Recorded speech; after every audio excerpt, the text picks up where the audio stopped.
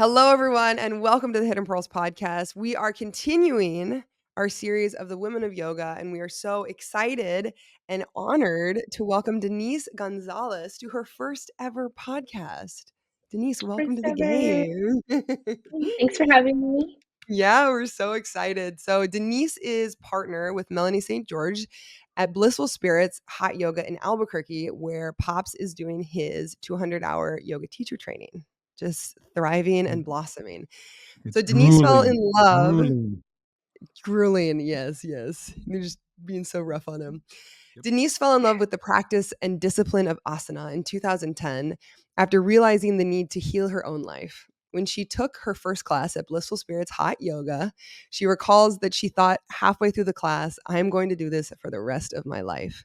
Since then, Denise has become an instructor in 2011 and has dedicated herself to studying various styles of practice. Now, with more than a decade of instructing, Denise still enjoys teaching her classes and working with students of all types. Since 2017, her and Melanie have been co-training the Blissful Spirits Hot Yoga teacher training.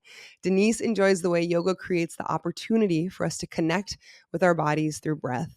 And it is always encouraging her students to use yoga to learn more about their body's needs and potential strengths, and in turn, to know and understand themselves more deeply. So, Denise, thank you so much. It's wonderful to see you again, to reconnect, and welcome to the Hidden Pearls podcast. Thank you for having me. I'm excited to share. Amazing. Well, Bruce, Daughter, what? how do you feel having two of your yogi women on the podcast today? I'm pretty excited.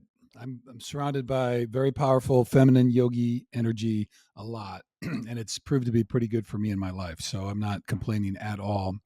And Denise is no exception to that. She's been terrific. So, very heart-centered woman with a great spirit and the love of yoga and people, and it shows in all the things that she does. So it's really an honor to have her here, and I'm so grateful that we could do that. So it's great. It's good to see you, and I'll see you on Thursday. I'll be back in New Mexico and catching a class, and then we've got a sadhana scheduled for that night, so that'll be pretty fun. All right. So, Denise, obviously, you have a very heartfelt and authentic connection with the practice of yoga. And just in your bio, that was so beautiful to read. So, let's take it back to the beginning then. So, where, when, and how did you first get introduced to yoga? So I could totally start from when I started at Blissful, but if I were to take it all the way back, it's just one day I was at Barnes & Noble and I saw this little deck of yoga cards and I picked them up and I took them home, and it's like a really clear memory for me. I opened up the stack of cards and the first card on the deck was a pranayama card, and it was directions on how to work through the Ujjayi breath. And it was just like, I try not to think that there is some kind of like definitive answer to like, do we have past lives, or what is like, I guess if there is a past life, I feel like I was just kind of like rekindling this connection to breath and whatever my past life was, if I have a past life. And the breath just felt amazing to me. And I found some gym yoga classes that I went to. And that was kind of like the beginning, which did not stick. I was a teenager. I was 16 years old. So I went on to do all of my teenager things. And then I found the practice again when I was 24 at Blissful Spirits. So one thing, Denise, as we go through this story and just you and I talking a little bit and me reading some of the stuff that you sent, what you just said though about kind of either a past life or just cosmically the universe in this current life has been nudging you, whether accidentally or intentionally or somehow, toward this career path. I mean, because there's just a lot of little, what you might call coincidences, but they all seem to kind of fold together in a way that kind of led you down this path, which is pretty cool. And when I hear you say it in person, it really resonates in a way that, like, your life was always heading this direction and you finally were able to grab hold of it, and worked very, very hard to get it to where it is today. But it's still pretty cool that just kind of all those things fell together for you. So I appreciate you sharing that. We'll make sure that we kind of touch back on that. I think you mentioned something though about some kind of Buddhist literature, and I don't know if you don't want to go into it too much, but around 22, you were talking about kind of you found a path to help yourself end self-induced suffering. So I don't know what all is going on, if you want to share that a little bit, but how did the Buddhist kind of philosophy help kind of right your ship, or, get you back on a path that led you where you could kind of be exposed to what happened at Blissful when you were a little bit older and led to this career path? Yeah, I would love to talk about that. So, I think that like everybody in their late teens and like early 20s are just trying to figure things out, and we're trying to navigate emotions and who we are as adults and human beings in general. Um, and I think it was like I was going through a breakup with my current partner. We've been together for like 18 years, and um, we were just going through this deal, and I went to a bookstore with my good friend Jessica, who actually teaches for Blissful Spirits. Really good teacher if you ever had the chance to take class with her. And she grabbed this book and she's like, "You need to read this. This is a book by Buddhist nun Pema Chodron." And the book was called Comfortable with Uncertainty. And it could be like not spot on with the title of the name or the book. But there these really short chapters about the cycle of suffering and being comfortable with not knowing what's going to happen in the future, reaching inside of yourself for happiness. And these are just concepts that I had never even thought or known about. And what I felt like it was like the answer to everything, right? Like, oh, I've been reaching outside of myself for all these answers that I'm looking for, and it's really just a choice. Like, I get to choose. I get to choose if I want to be happy today. And for some people, that's like not real, right? Like, you don't get to choose if you're happy, but you really do. You get to choose if you're going to be happy or not. You're going to choose, like, if you're going to move in the direction of having a good day or not having a good day. It's like all these choices, and I get to choose if I'm okay with not knowing what's going to happen tomorrow or the day after that. And this was just this like huge, I have all these journals from when I started reading this book, and I would read this book one chapter at a time, and they're like 2.5 pages, really short, but just the content and these 2 pages was so much for me. To the point where, I mean, I read more of her books, but this book was just so much that even now, teaching, I'm 38 years old, I still have these little tidbits from the book that I like to talk about in class, because Buddhism is all about presence. It's talking about whether we're choosing to experience past thought or future thought, or we're working on experiencing the now. So when I started practicing yoga, I found that the asanas were my key to connecting to the now, Yeah. which is, you ever like see like in yoga's like the yoga world, like you hear a lot of people like, oh, yoga is so much more than the poses and the postures. It's a breath, it's meditation, it's all these things, and it is, and I get it. But it's okay to love the asana. It's an okay to like embrace it and make it a really important part of your practice, because it is what brings us back to the now. It is like one of the biggest tools for so many of us when we're just starting the journey. Meditation is a lot for people. Breathwork is a lot for people. Moving the body is meditation in motion. That is like the beginning to presence. Those are some pretty big realizations as a 22-year-old. Like, to walk in and be like, "This is the answer. I can choose how I feel." Like, I mean, Dad, I was pretty enlightened at 22. Not. Yeah. But not quite. I would find yoga like the next year. So, Okay. but I think what you're saying is so true. Because I think like it's really easy to talk about yoga and to be like, it's so much more than the physical practice. And it's like the physical practice is kind of a gateway into the other stuff, right? It's like that first kind of like sacred gate that you have to walk through. And but within those poses, like I was just thinking about what you were saying about suffering, and like there are so many poses where I go into it being like, I hate this pose and I know that I hate it, and then I hate it when I'm in it. You know what I mean? And that sort of preconceived notion, or like my assigned energy to how I'm going to feel in that, completely dictates everything. And so I will say, like, the farther my yoga journey has gone, the more I've caught myself, and I'm like, and I'm much more gentle about a pose that I used to not be so good at. Like back bends have just always been really hard for me.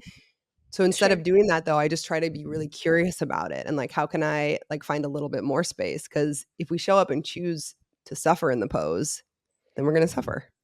It's a good reflection of life in that way. Absolutely. Well, and you open the door for us just to chat about mindfulness just for a minute. So, I mean, those are the things that we special guest appearance. Oh, hi, brother. Hi, guys. Hi. Hi, George. This Hi, is Denise. Denise. She's a Hi. yoga instructor at Blissful Spirits, where I'm doing my 200 hour. So lovely. we're doing a little Nice to meet podcast you. with her. Yeah. Nice She's to meet you, molding. George, she's molding Dad. Ooh. He is clay. Shape him. Shape him, indeed. So, well, good. Okay. I just want to say hi and I love you. All right. Love Hi, you Emma. too. Okay. Hi. We'll be out in a little bit. Okay. You look nice. Love you guys. Probably golfing. Who knows? But anyway. Mindfulness. So, yes, mindfulness. Well, the one thing I want to say is for me, I think one of those things, the last 2 years for me have been extremely embodied and somatic, and the one thing about it is that the body is always present now. The body never is in the future. It's never in the past. It might be dealing with things from the past, Right. but, it's the mind that turns all those games. And so when we can connect to the body, and I think for me, that's what the asanas through yoga have done, is that when you get to the mat and you can really release everything, like my focal point totally is body, mat and breath. That's it. And I try not to even have my head involved at all, just enough to listen to whatever the instructions are. So, and I think, I just want to touch too on what you said, because this shift that, we move out of this kind of victim attitude, like, the life is happening to us or the world's, it's not fair and all that kind of thing. Life in the world isn't fair. That's just how it is. But the things that we can choose every day are attitude, energy, and effort. And we can make a choice to put a smile on our face and say hi to our loved ones, no matter what else is going on in our life, and the energy that we bring to that, and how hard we're going to work, and the effort that we want to put in, and all those kind of things. And so those are all choices. Nothing restricts those. Nobody, can tell us what we can think and all those kind of things. So that's a really powerful concept for us. And that's something that we've talked on this podcast quite a bit about, especially with athletes, but it's really just in general in life. So that mindfulness, between stimulus and our response, there's that gap, and making that decision and being mindful enough and aware enough to know, here's what's going on. Maybe I got a button pushed, I got triggered, whatever.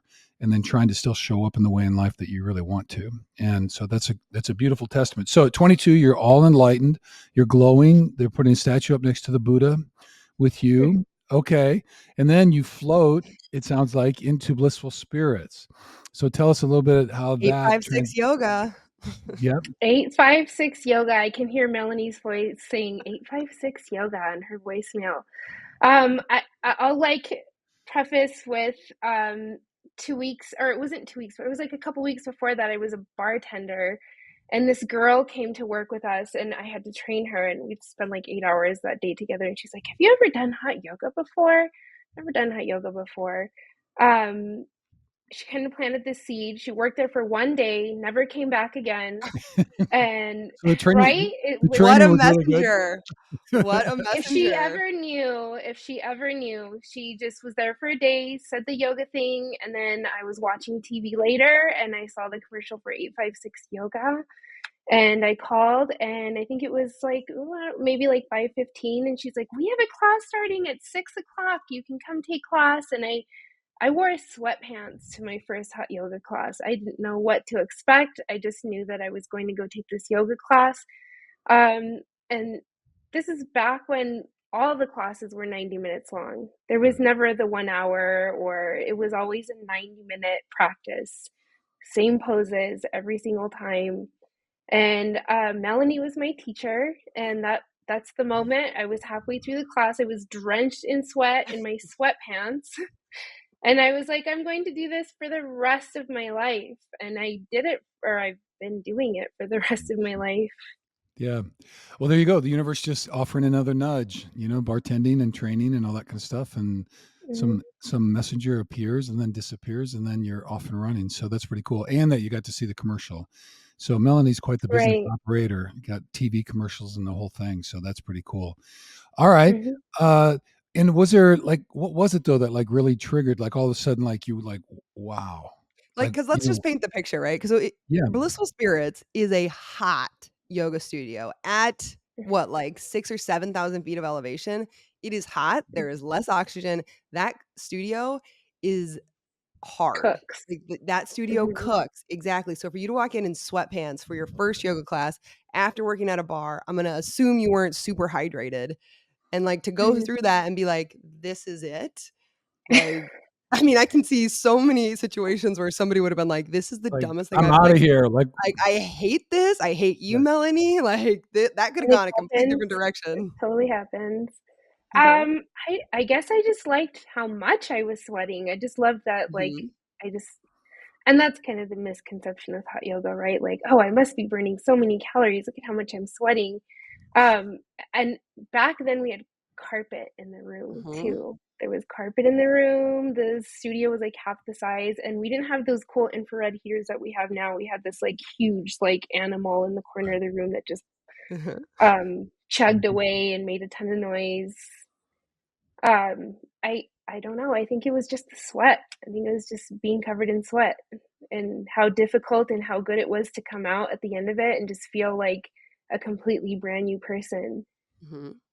I've always said to people, like, every time I go out of town or I can't be in the hot room for an extended period of time, I feel like dirty on the inside, like on the inside of my skin. Like I just can't feel clean until I go in there and I like sweat it all out, and then I feel like complete. Like a shower just would never do it.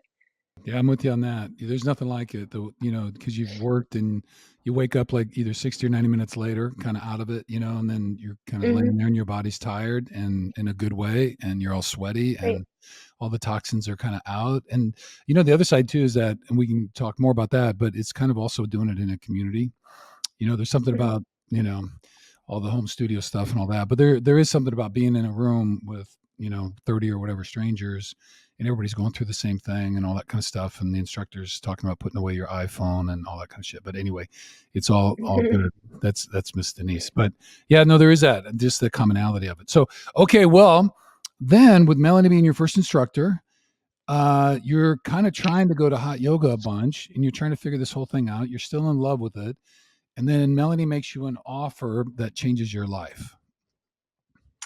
Yeah. So I was in the restaurant world. I was in my 20s. I was broke. I would just pay for drop-ins when I could. And she noticed, like, you're here almost every day, but you're paying drop-ins. Like, why aren't you paying for a monthly membership? I can afford to like pay drop-ins when I can make it. And she's like, well, why don't you work trade for me? You can come as much as you want. I'll need you to help with things around the studio for an hour a week, which is nothing. And she still offers this to people if they need it, which is great. And I was like, I'm going to keep this studio so clean. I was like scrubbing the showers, cleaning the toilets, fixing the toilet chain if like it broke, cleaning the mirrors, like well over my hour or whatever. I just needed to be there all the time, and I was happy to do whatever it took to be there and do it. And so I did my I was I think I was a student for like a year and a half before I did my teacher training that was there at the studio.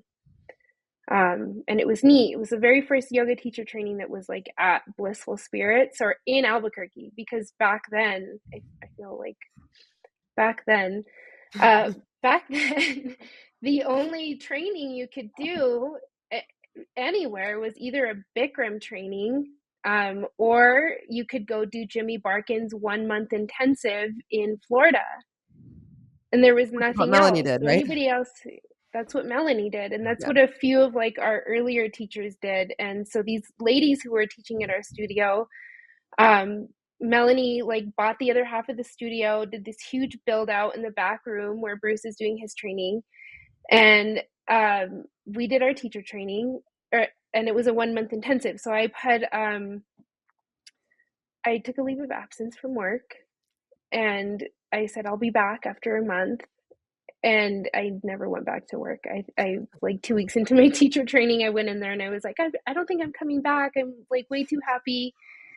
And my boss at the time, who was so nice, and he gave me my leave of absence. He's like, you'll be back. He was so great.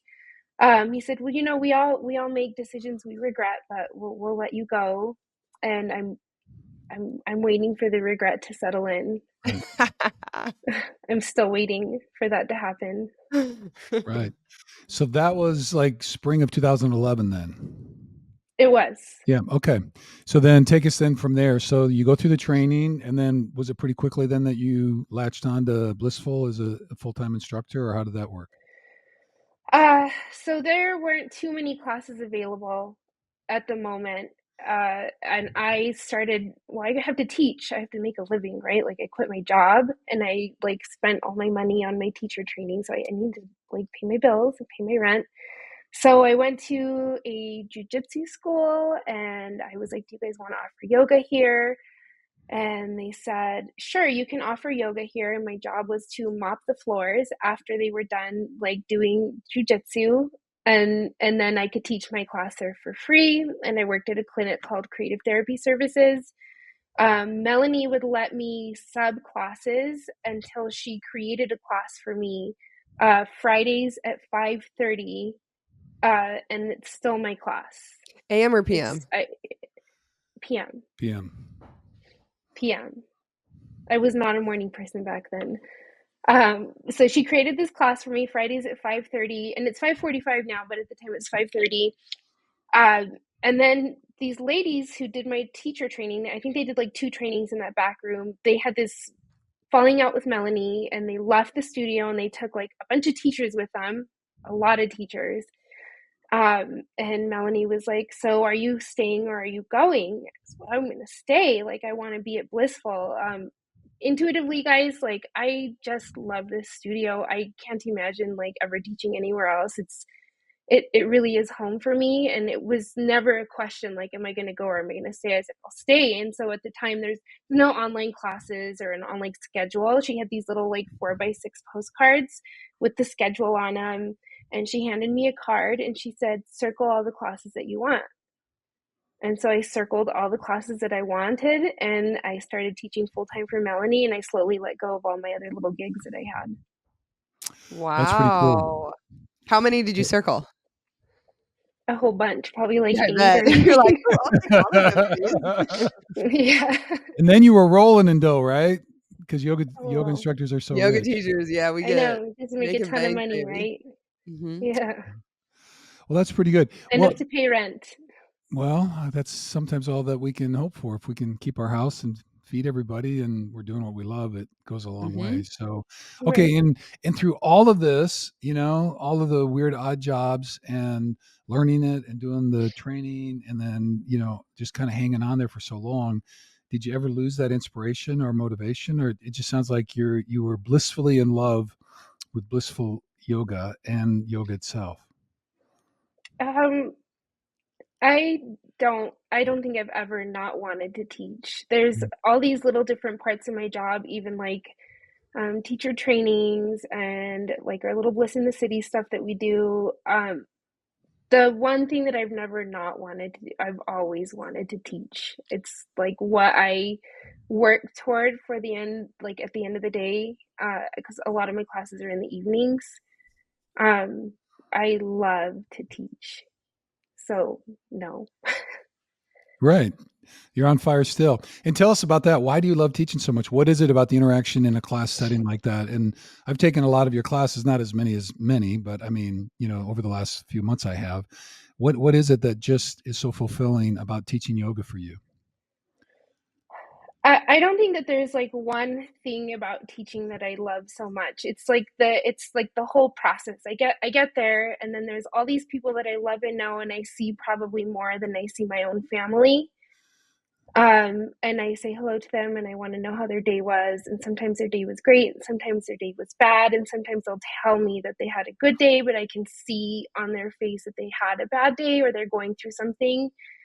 Um, that part is really important to me. I know all of my students' names by their first names. I know their children, they bring them to the studio. I know their tattoos on their bodies. I know so much more about them than they even know that I know. And then it's the process of actually going in there and teaching. anybody can be a yoga teacher.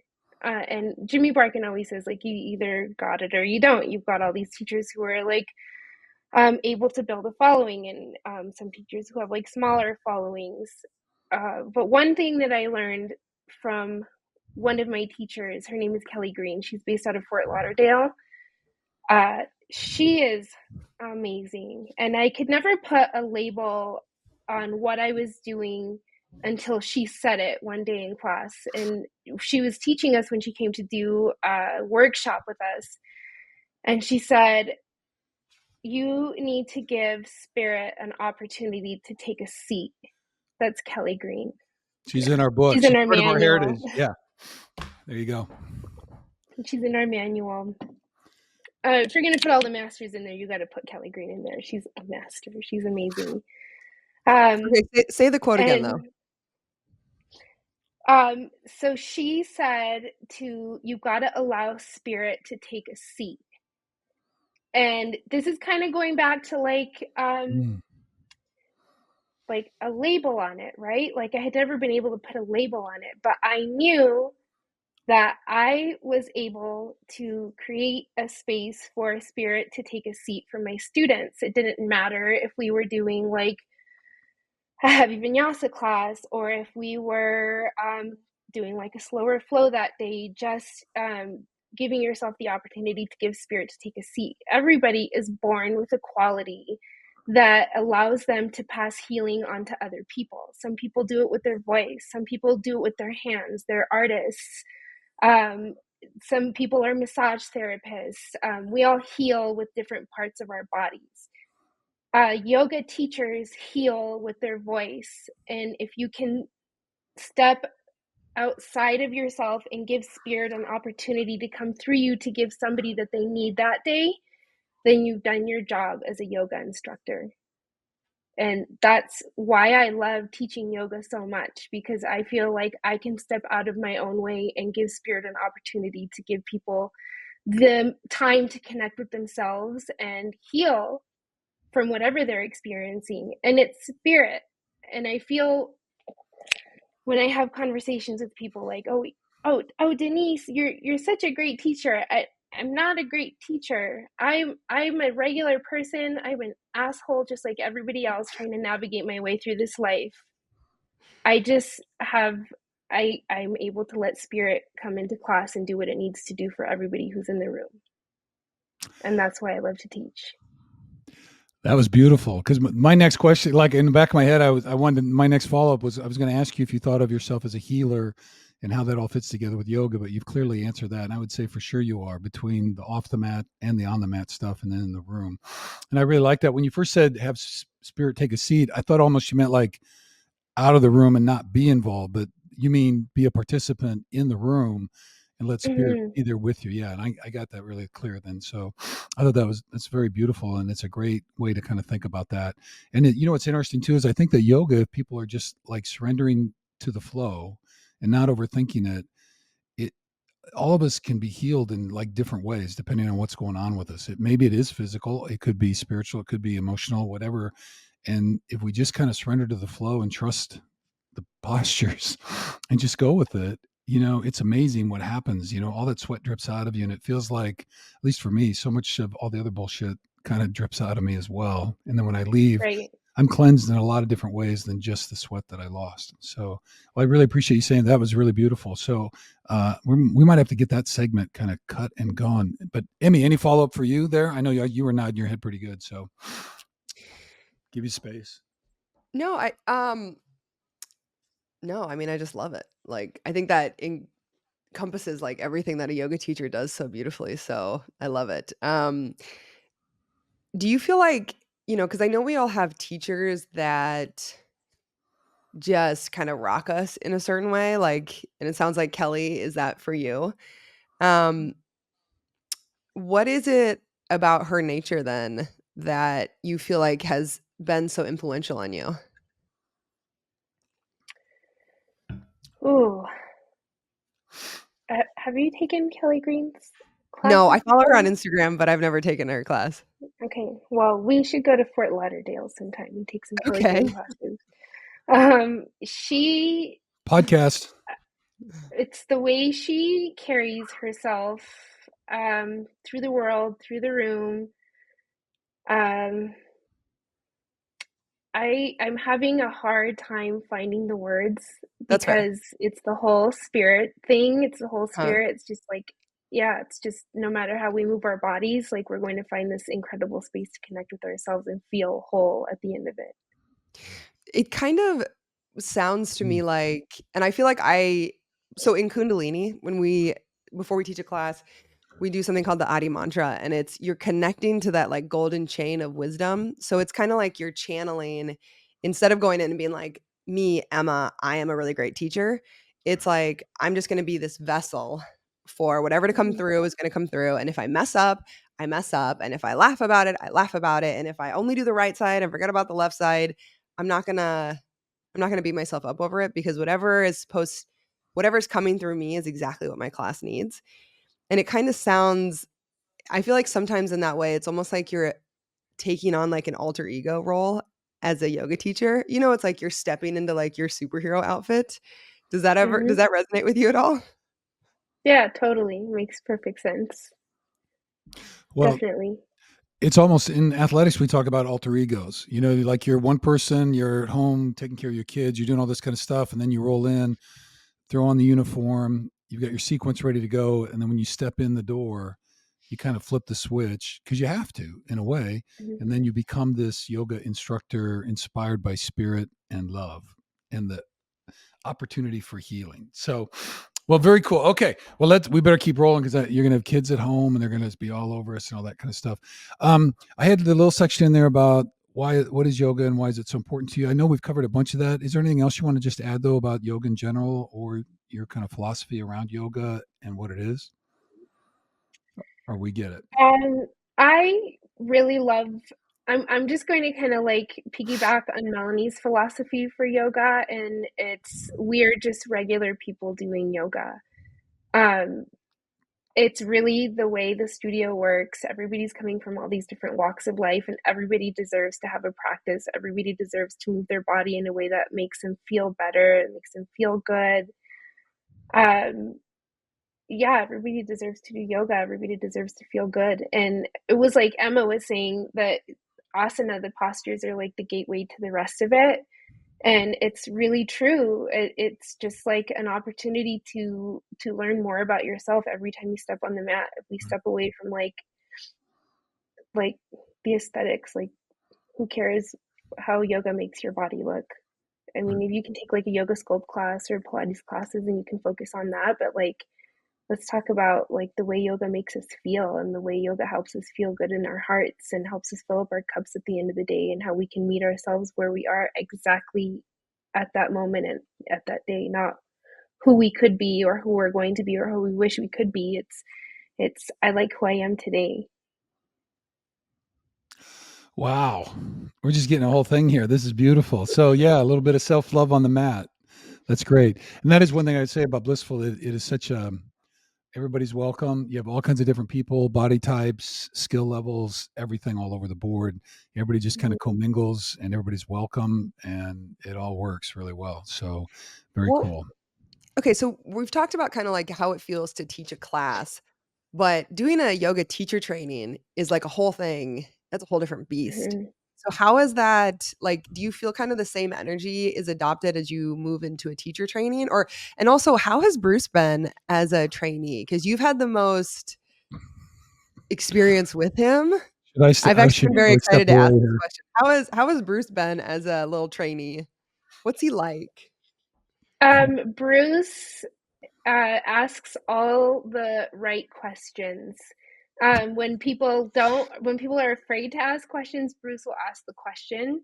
And it's great because sometimes I don't have the answer and we find the answer. Like we reached out to Jimmy Barkin about like standing head to knee pose, and it's like he wants all the fingers underneath the foot, even the thumbs, and Bruce is like, why? Why do we have to do that?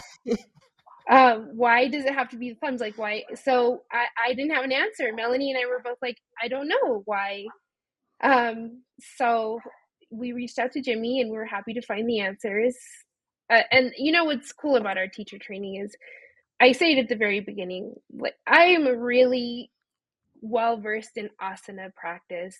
I know things about the philosophy. I've read books, but we do not claim to know all the things about yoga. So there are some topics that we hire other teachers who are really good in their space, like hands-on.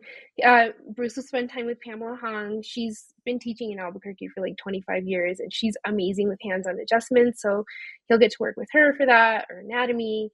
We'll have Dr. Janelle do anatomy.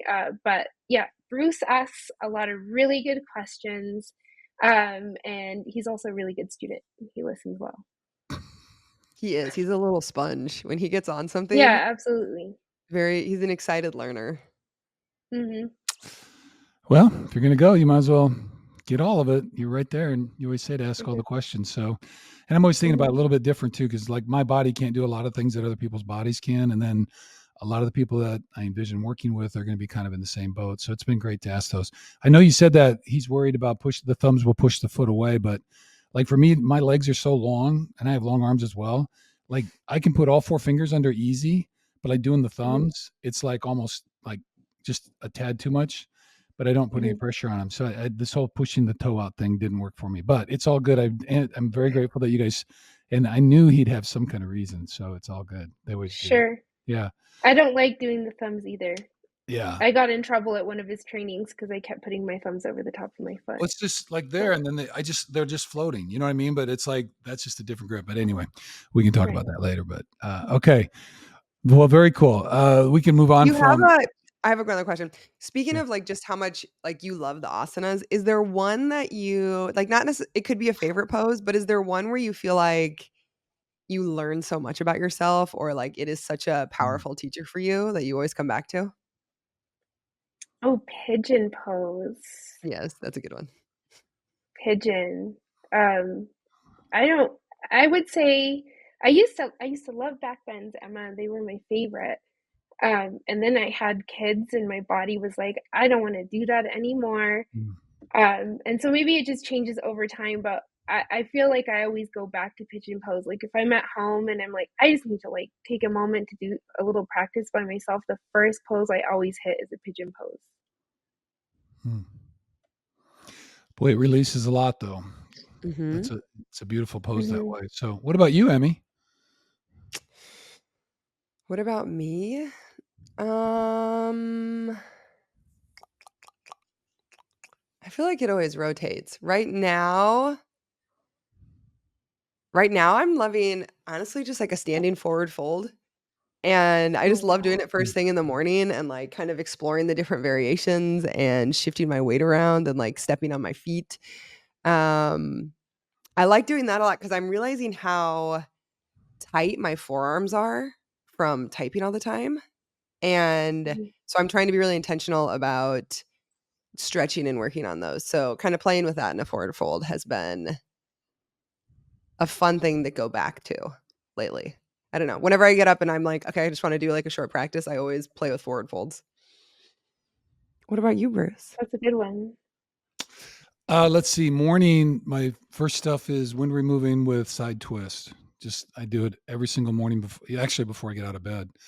So I take 4 great big breaths and do those and then set an intention and just a reminder to try to be present in the day. So that's kind of my very first kind of piece. So otherwise, yeah, and then honestly, my home, and Denise, you always say this, but like I feel like I get so much work out of down dog. You know what I mean? Just the ability to hold yourself up, and then it's always modifying, and you kind of continually are working. Like my down dog over the last 8 to 10 years of practice has changed quite a bit.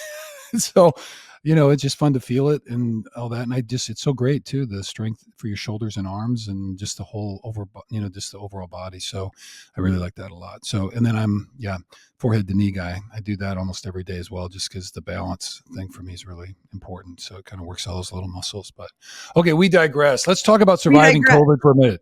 All right. I love that. Oh yeah.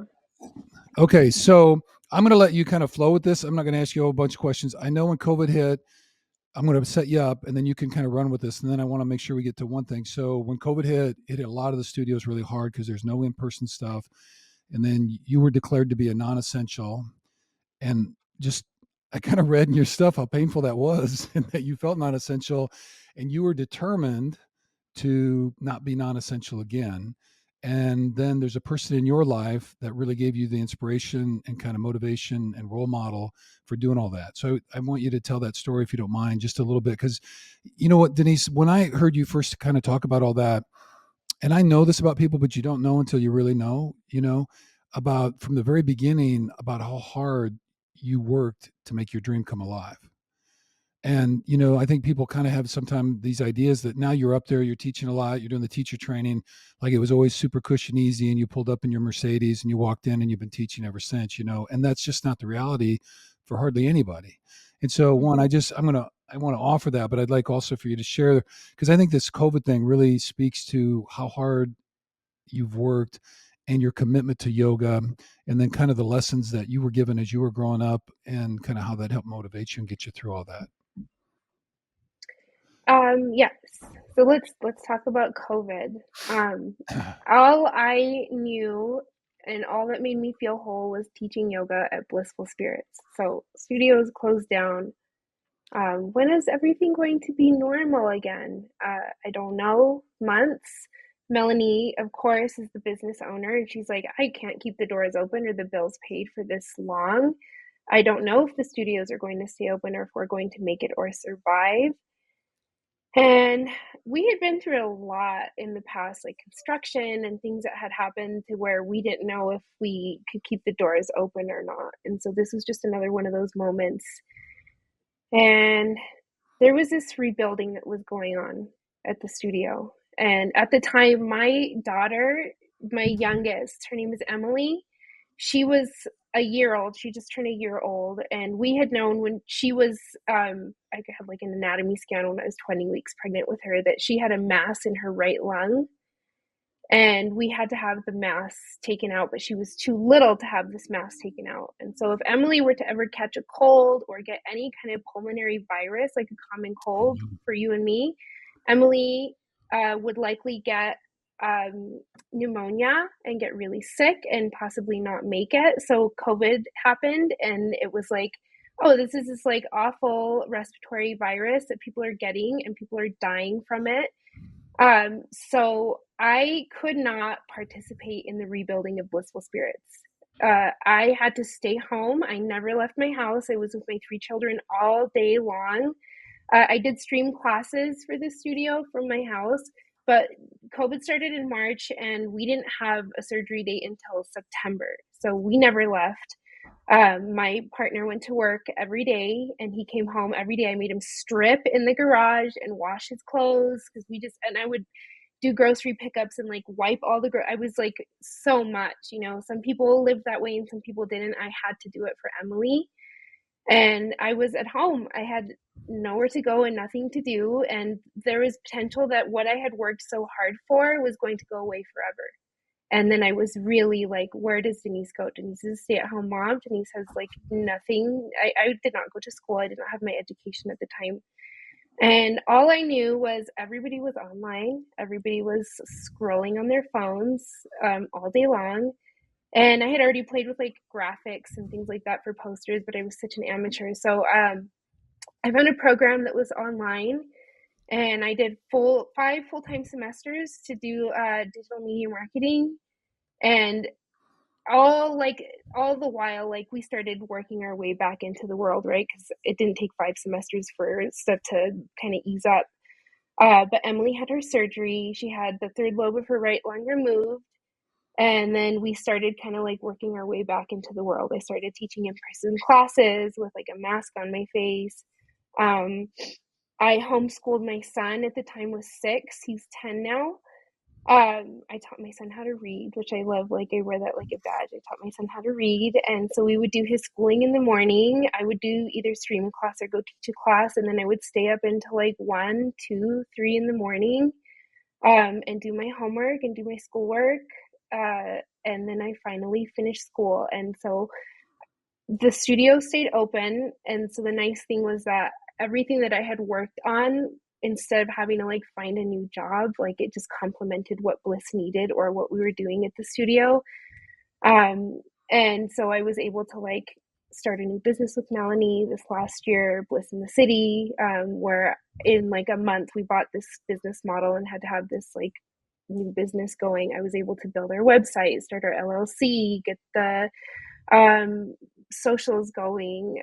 And it's only because I had taken the time to like go to school and like learn this skill. So now, if something were to ever happen again, I would not feel non-essential. I would Right. feel like I could fill some kind of like job or do something. And then in the process, my children watched me work that hard. We did not sit around and do nothing. We worked hard. We built a garden together. But you were mentioning part of the story was This um, woman that I do yoga next to when I'm in your class, who's harassing me all the time. So yeah, tell us right. about her. So, my mother, her name is Luz Elva, and we call her Luz at the studio. She prefers Elva, but Luz is light. It means light. And she is the busiest little bee, my mom. My mother is a Mexican immigrant. So my mom came here, she met my dad. She built a family, but my mother was also in this like it's kind of weird how generations kind of mimic each other. So my mom was a stay-at-home mom and she wanted more, and she dropped me off for my first day of kindergarten, and she only spoke Spanish and went to the local community college and enrolled in classes. And so most of my childhood, my mom was in school. And she had professors tell her, like the language barrier is too much. Like you cannot like finish a program. It's just going to be too hard for you. And she said, "Thank you for your opinion." And she moved on and took the class again, until she passed it. And my mom, we watched her go through all of this and end up with her bachelor's in accounting from the Anderson School of Management. And then she went on to have a really great career with the Bernalillo County Sheriff's Department. So like I watched my mom like go through all of this. So even on the days where I don't think I can do this, I don't think I can finish this coursework, I remembered all the time that my mother did all of this with it being her second language, and she raised us and she took such good care of us. Like, why can I not finish this? I'm doing it from my computer at home. I'm doing it like with all the ease that technology provides us today. And so I just had to like shine a light on I could not do anything that I do today if it wasn't for the example that my mother set for me. And so I hope that I'm setting the same example for my children. Bam. Women of yoga. I love that your mom goes to your Fierce and classes. mighty. She goes to my class. My mom plays tennis. My mom swims. She does yoga. My mom has more energy than like me and my siblings combined. She's 70. She's a That's beast. amazing. So she always has the spot closest to the door. And then And nobody touches that spot. Everyone's like, and then oh, if some like new person comes and puts their mat down, they're like, you can't put your mat there. Denise's mom and then practices there. when I'm there, then they always save the spot next to it for me because we're in class, and so they'll save that. Then I get to do yoga next to her, so it's been great. So very, very fun. Well, we all need somebody in our life like that can be inspirational, and sometimes it's in our family and sometimes it's not, but it's great when it is. And then you had a chance to feel that love and also see kind of all the time, energy, and effort that she put into fulfilling her dream, which probably a lot of it was motivated in order to take care of you and the rest of your tribe. So that's a pretty cool story. So, well, very, very neat. Okay. Well, I'm going to have to give her more on that, being a accounting person. So, all right. Well, then you've already talked about your LLCs, but now you're kind of taking over the world. You have 4 LLCs, Blissful Spirits Yoga Teacher Training, Beyond Escape. That's the one that you do the retreats in Costa Rica, I believe. Then you got Bliss in the City, kind of the mobile studio where you contract with people to go to all these different places all over. And then you got your DG, which is the digital marketing branch when you do other consulting stuff. So how's it feel to be running all these empires?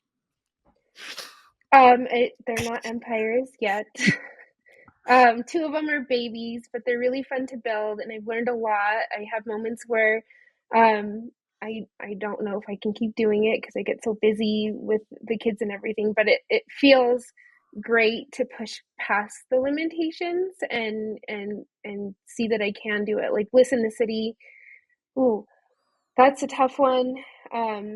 That is all online. That is all. There's no, like, we don't have a studio home. We're just all over the city. So if I am not keeping up with like daily posts and getting my e-newsletters out, it will start to like the numbers start to fall, and then I have to like really pick up the pieces and get it going again. Um, I don't believe in balance. I don't think that it exists. I feel like we are just like the scales are tilting and we're like moving parts to keep everything somewhat balanced. And that's kind of what I do every day. I just play like a game where I just give to all the pieces that need giving. Right. Well, and maybe we find balance on the mat, and then hopefully that creates or radiates a certain energy that even in the chaos, we can find some stillness, to kind of see clearly through all that. Before we I know we're getting toward this, I guess the other piece in there that you shared with me a little bit was that after while you've been at Bliss, Melanie also though has really helped kind of expand your vision of both your own career and also helped you deepen your understanding and practice within the yoga field. And I guess I just wanted to give you a chance to kind of talk a little bit about that. I've only met her, in person, I think one time. Emma and I went to a yoga class there, and it was a yin, and I thought like laying on pillows doesn't feel like yoga, but anyway, that was another deal for me. It was pretty cool though when I got done. That's my favorite kind of yoga. I know it is now mine too at this age, but so I just know that Melanie's had a role in kind of always, I think, believing in you. That's what that's how it feels, and that she's supported you and doing all that kind of stuff. So anyway, just is that evolution, and now here you are with all these different projects going on and leading the teacher training and all that kind of stuff. So just wanted to kind of circle back to Melanie just a little bit here. Oh, Melanie, if we're talking about like past lives and like people that we're supposed to meet and be in connection to, Melanie is my hero in so many different ways. Her studios have, I wouldn't my life would be so different. I don't even know what would happen with my life if it wasn't for Melanie. Um, she just opened up my mind to all these possibilities that I probably wouldn't have given myself permission to find.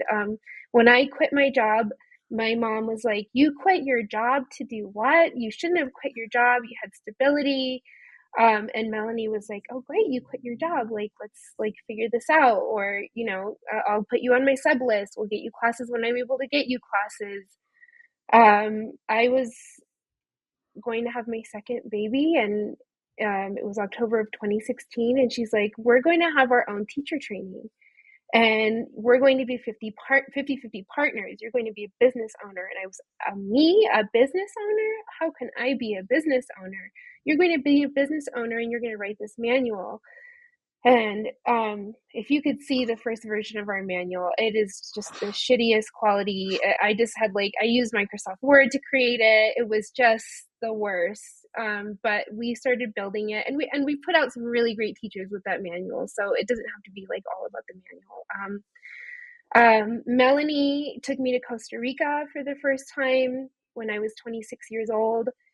She said, "We're going to go do a training with Jimmy Barkin in the mountains in Costa Rica." And she planned this whole trip, and she took me with her. I had never left the country before. I had been to Mexico to visit my mom's family before. I had never been on an airplane to go to Costa Rica and go see this amazing place and all the possibilities. I just never would have given myself permission to experience life the way I experience it now if Melanie had not come into my world. So I don't know where it falls karmically that I was lucky enough to meet Melanie, lucky enough for Melanie to be in my life or to be my mentor.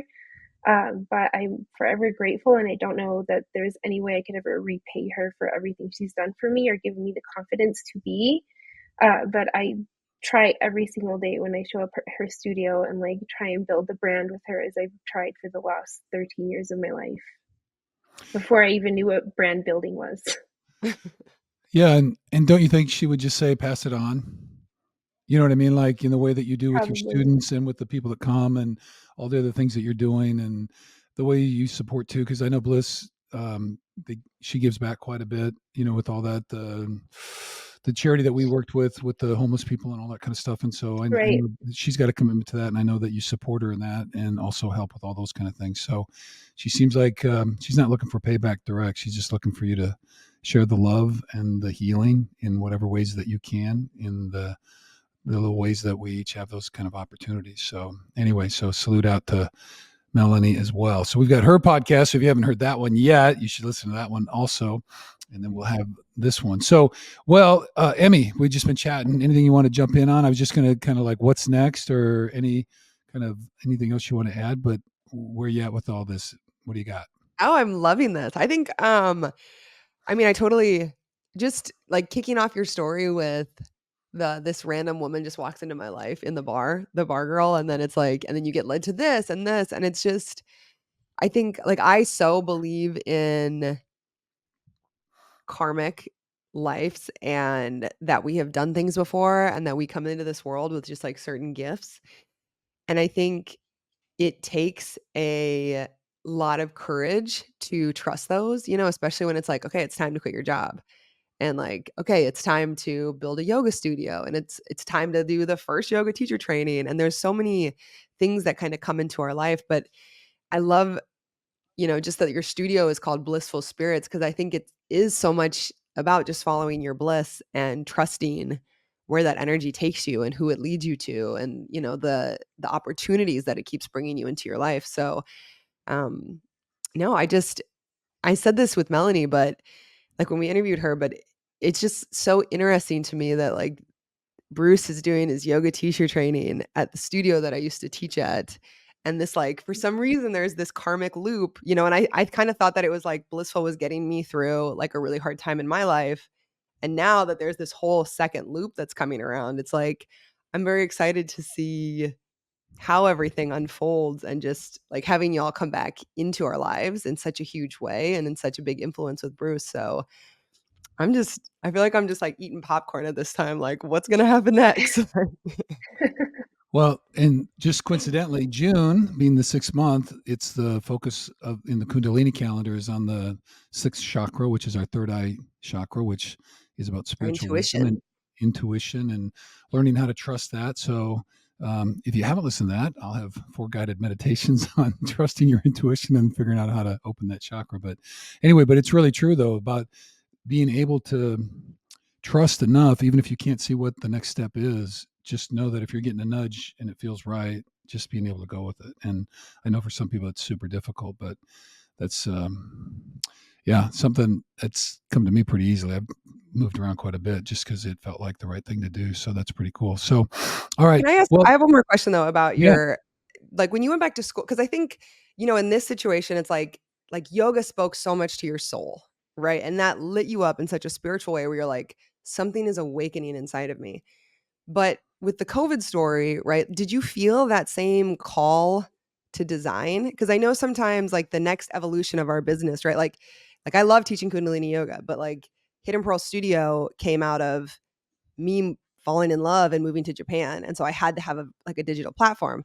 Did I love the app building process? Like, absolutely not.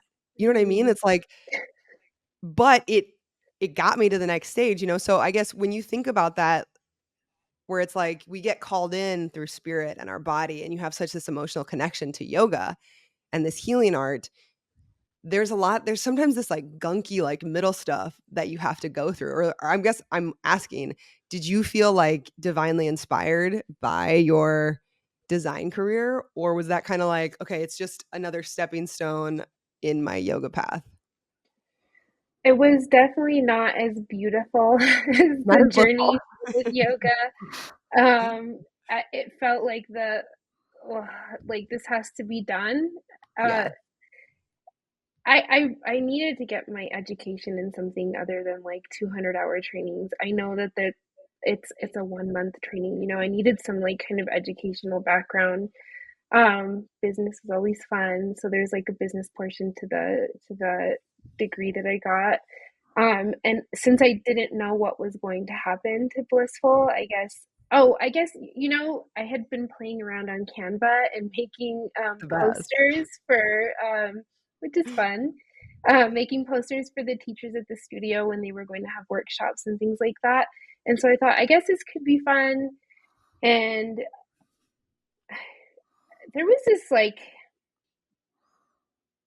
part of me that felt like I had something to prove by getting Mhm. this degree too, that I was more than just a yoga teacher.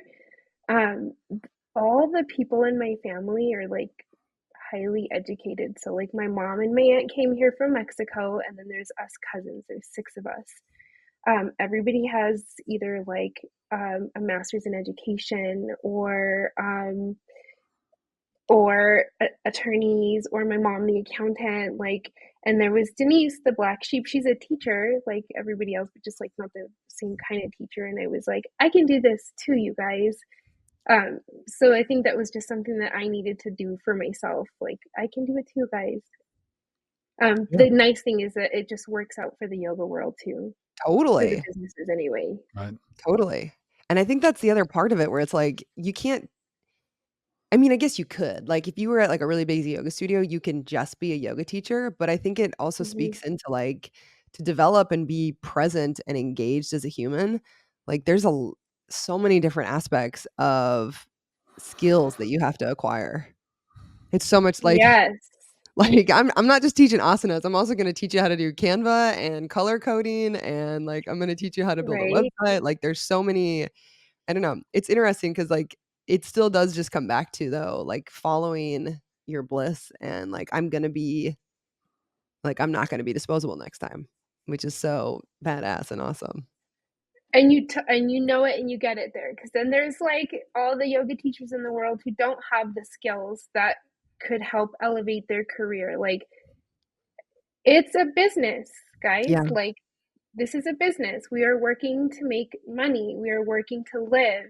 And if you only limit yourself to what I only want to do, like the spiritual or like the yoga thing, that's where you're going to be, and that's where your income bracket is going to be.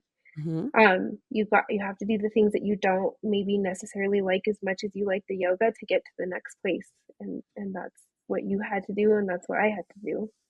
I think it kind of speaks to that example of, like, you know how we always say, like, especially in teacher training, you're like, "You're not gonna be a yoga teacher who just sits in a cave. You're not gonna be a monk that just disconnects." And it's like, to be a yoga teacher now and be present in the world, it's like you have to like, those skills come with it, right? And if you're just like, "No, I'm just the spiritual side," you're kind of that monk that's, like, choosing to not engage, or you're that person who's like, "I'm gonna be a recluse and, like, not engage with the rest of the stuff." Because at the end of the day, like, it is the universe that's kinda calling us out, like, "You have to learn these skills, you have to go through these challenges." So, well, Hmm. Bruce, It as we're does. kind of wrapping up, I mean, Yes. Yes, what are Emmy. your favorite things you've told me a lot about Denise as a teacher, but what's the biggest thing that Denise has taught you so far? Hmm. Um, I guess in a way, I guess the couple things that I've picked up from her that we've kind of talked about as she's going is one, I think she has a great gift of just kind of being who she is and not trying to be more than that because it's plenty. And I think that really rubs off on the students, so we have a very eclectic, I would say, student body in the training, I mean, Hmm. from ages to body types to skill levels to experience and everything. And I think everybody feels very, very welcome. And I think the ideas, and I mean, in all the instruction I've ever done, whether it's training or teaching or whatever, but I mean, I think the number one cardinal rule is you really have to know who you are as a person and as an instructor, and then you have to be comfortable in your own skin in order to be able to communicate that. Because if you're not, I think students sniff out a phony, and if you're insecure or any of those kind of things. And then I think the other thing is that you have to know, you got to know what you're doing. And so the work that we're doing on the 3 flows, that we're going to get tested on, all that kind of stuff, and the anatomy stuff and all that. And then let's see, I finished today the yimmies and the yamas, or the niyamas, or whatever they are, and all that kind of stuff, which I kind of read about, but I thought the book was actually really well done, so that was really good. Hmm. So, for me, a lot of this is about deepening my own practice and understanding of the overall kind of picture of that. And so Denise has been super welcoming around all that. But I will say too, like, I do the flows every morning, and I'm getting to the point where I feel pretty confident about all that kind of stuff.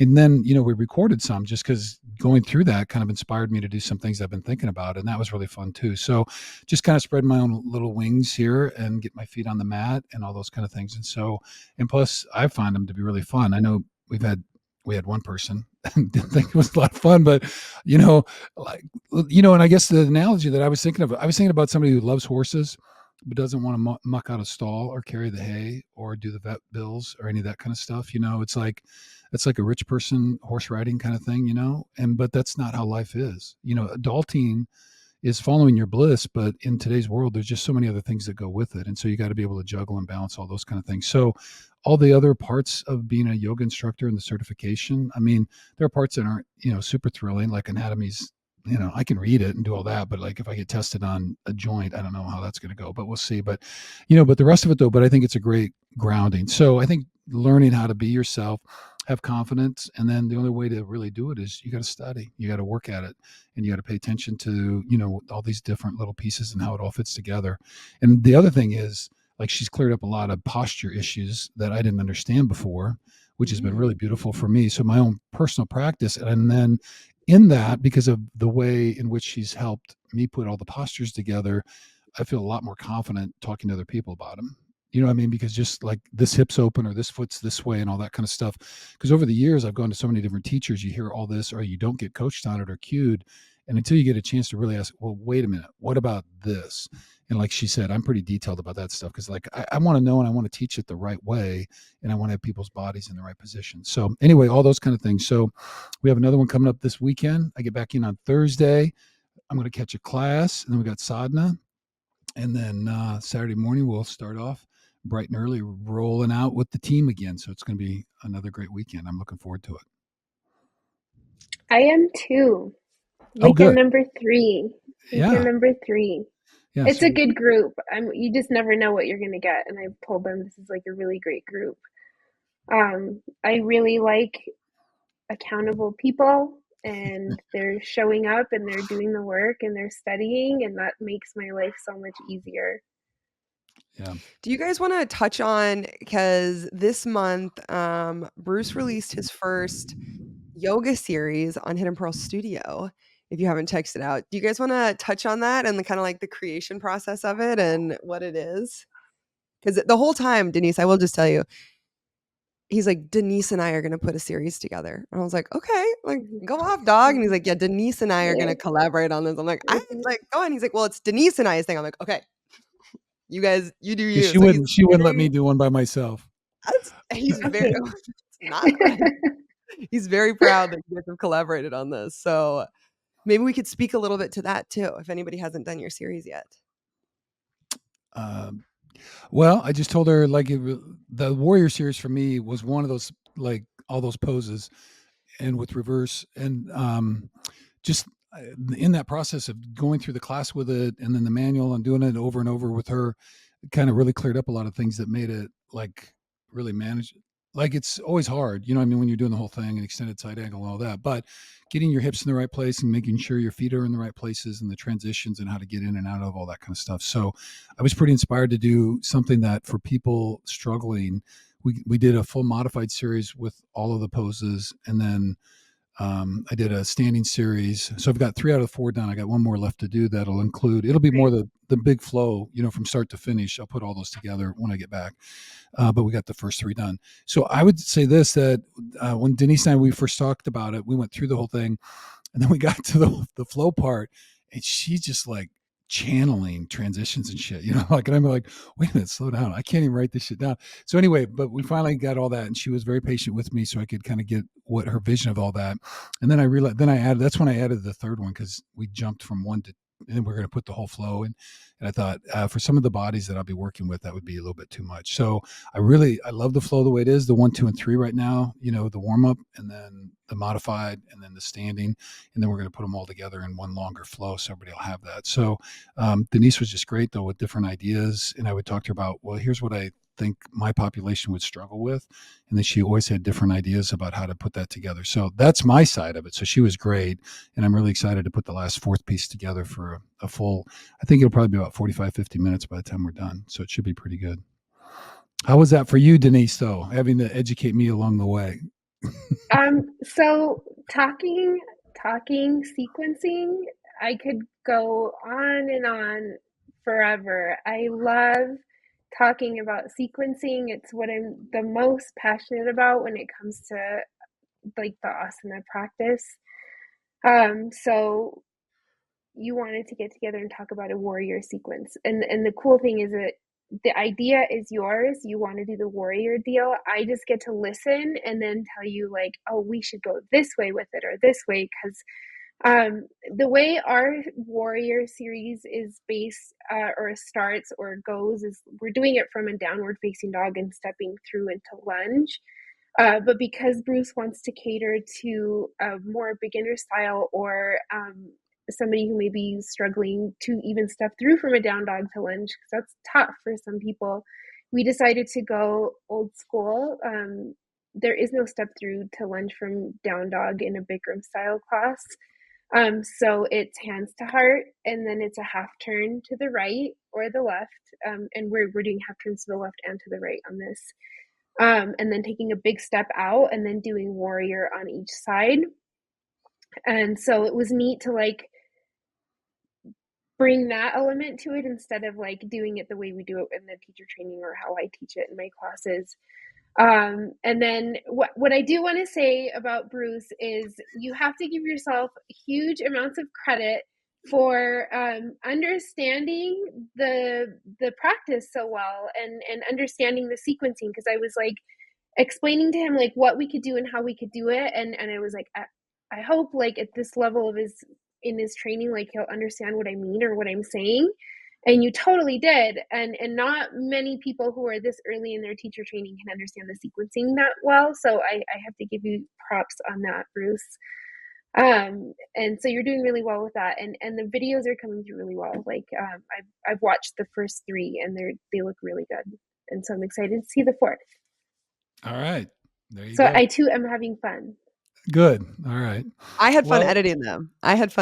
My favorite is in every pose, he'll like when he gets into child's pose and he's like, oh, there it is. And he's like, all right, now we're gonna walk our hands to the right. Oh, there it is. And he's like in the lunge, and he's like, and you want to twist? Oh, there it is. I just love it because like when we're practicing, you're like the same person. And I think that's a really important thing too. Like as teachers develop, is like you don't have to be someone different when you step into the mat or like when you step into teach or like in any situation, like when you want to offer something, like. And I just love that you're staying so authentic to it. I even like cut up a little clip of all the different times you say, oh, there it is. And Cody and I were just dying because it's like, this is so Bruce. But I think it's so special because so many other people are going to feel that. And you have such a gift in bringing that through. So there's a lot of creaking and groaning going on when I do yoga. And the authenticity is, you're totally right on that, because I've had so many people go through training where they'll like change their voice, like the way they sound.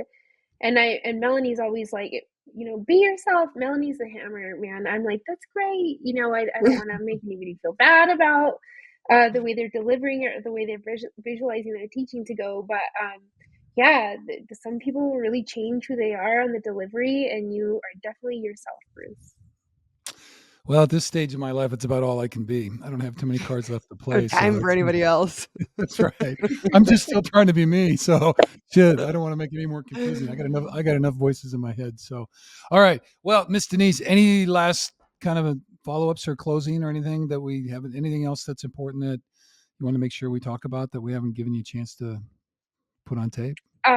No, I really appreciate the opportunity, guys, to kind of take a little trip down memory lane and talk about the way it's gone, the way it's been, and hopefully the way it's going to go. Yeah. Well, you certainly fit in. You're one of our heroine women of yoga and have helped kind of spread the love and the healing and all that. And we're very grateful for you. And I am particularly. So it's all good. Emma, last words? No. I mean, no. Not as far as the teacher training. I'm just excited to like be back. I come back to the homeland this week. So I'm excited. I'm going to try to make my way down to Albuquerque, make my way over to Albuquerque when I have a window. Maybe I'll come and sit on some classes. That'd be really fun. So I'm just excited for it. Like I said, there's some reason, there's some karmic thing going on. So I'm just excited to see how it all unfolds. Okay, well, let's last part, let's talk a little bit about giving back. So obviously with Hidden Pearls, our mission is to discover and shed light on different hidden pearls in our community. And Denise, you are definitely one of our hidden pearls. And I just can't say thank you enough for being so kind and compassionate to my father as he takes on this new little beginner baby yoga journey. So you have just been so wonderful to that. And so what we like to do is if there is a favorite charity of yours, we want to give you a little window to maybe tell us about it. And then also we're going to make a donation through Hidden Pearls and our family and just support whatever is important to you. I was reading through what we were going to be talking about today, and I saw this portion of it. And what we do at the studio, for years, we've done what's called a yogathon, right? And we get people to pay to participate and do as much yoga as they can in a day. And we make teams, and it's gotten a little crazy at some points where we're like trying to be the team that raises the most amount of money for these different nonprofits. I already know Melanie pegged a light in the night, the homeless community outreach. That's without a question. I knew she'd pick them. And one that we did, the very first yogathon we ever did was with the St. Jude Children's Hospital. And that was my favorite. And the reason that was my favorite is because children just have a really special place in my heart. They're really innocent. They have a lot to learn. They're growing. They really impress, there's just like, I have my own children, but even like other people's children, like we've done gives with a light in the night before. And you have like these adults coming to grab like toiletries and things that they need. And a few times they've like walked up with like little kids who like don't have the same opportunities as we do. And their beginning is so hard. Like, could you just imagine having like a rough beginning like them? And so although a lot of the stuff that we do at the studio is geared toward homeless and a light in the night, I've always wanted to do more work with children's hospitals. And one that we have locally here in Albuquerque is the Carrie Tingley Children's Hospital. Not the foundation, but like the actual hospital. That's just where my head always is like the children, and that's like probably where my next move is going to be as far as like Bliss in the City goes, or whatever we end up doing is the local children's hospital. Perfect. Okay. Well, that's certainly one of ours. So particularly youth oncology is one of George and Claire's favorites. So I'm not favorite, but I mean, to support. Sure. So, but held in our hearts. Yes. Yeah. Then I'll talk to you about that, and you can send me kind of the info and all that. We'll get all of that we need in order to finish that up, and we'll be glad to take care of that and do a donation this next week when I get back into town. So that's good. Okay. Well, Denise, I just want to say thank you. I'll see you here in a few days, and we'll sadhana up, and then we got a big weekend together and all that kind of thing. So we'll be set. Emily, it's good to see you. We're excited. And by the time this comes out, we hopefully will have one of Denise's classes on Hidden Pearl Studios. So if you want to take a class, kind of experience all the things that Bruce is experiencing, we can access to that too. So I'll have that linked in our show notes. So yeah. Yay, that's exciting. Amazing. Well, thank you so much. Like I said, thank you for molding Bruce. It is so fun when he calls me and he's like, "Did you know about this? Did you know about this pose? Where do you put your foot in this position?" So it's fun to experience that with him all over again and go through this. So very excited and very grateful for Blissful. Okay. All right. Well, Denise, thank you so much for everything. And Emmy, great chatting with you. And hope everybody enjoyed the show. So that's another one of the Women of Yoga. So we're very proud to produce that. So thank you. Thank you, guys. Thank you.